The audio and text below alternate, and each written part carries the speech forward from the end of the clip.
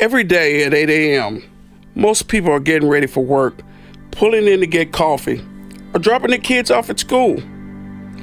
At 8 a.m. in my city, men and women who have been incarcerated are being released. Most of them have no clue what they are going to do when they get out. No driver's license, no food, they've burned bridges with families, and no ride to a safe place. I was once one of them, nowhere to go. In 1996, I received what I believe was the last of my 17 felony criminal charges. I went to prison that same year. Never imagined that it would have been my last time. I had been in and out of prison and jail time and time again. I couldn't imagine another way of living. For most of my prison time, I saw myself as simply a drug addict, a convict.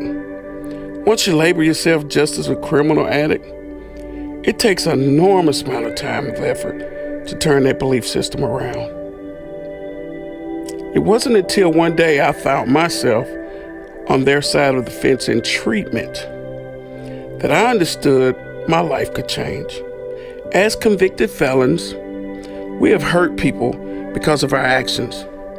There are victims of crimes, there are families, society, and our own families.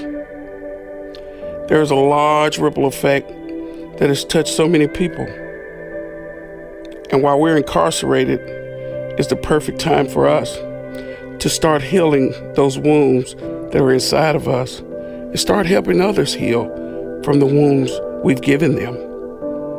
The last time in jail, I started doing this differently.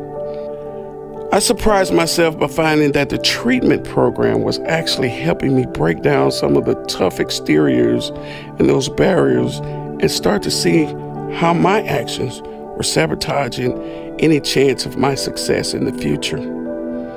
Looking back now, I realized that I did not have an exit plan.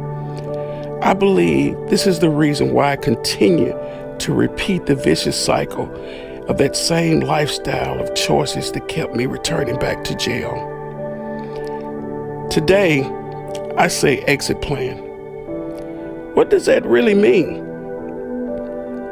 To me, it means what can be done by you while you're incarcerated to start preparing at all levels of your life and your release to freedom. Today, I'm asking women, what are they doing from a practical planning standpoint to get ready for release? What are the resources they need? The people you need and don't need in your life? The skills that will help you succeed? What would the first 30 days, the first 90 days, and the 120 days look like for you? We're now able to make sure inmates have a ride to a safe transitional home and a resource center. 20 years later, I look back on those days in jail and in a halfway house, and then at my life afterwards that was focused on sobriety, living with honesty, and regaining trust in my close relationships.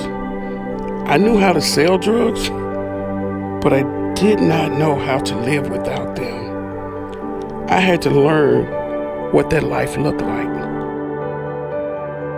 I made it through those dark days, and I believe that you can too. We all can heal from our past and create a new life of meaning. I believe in you.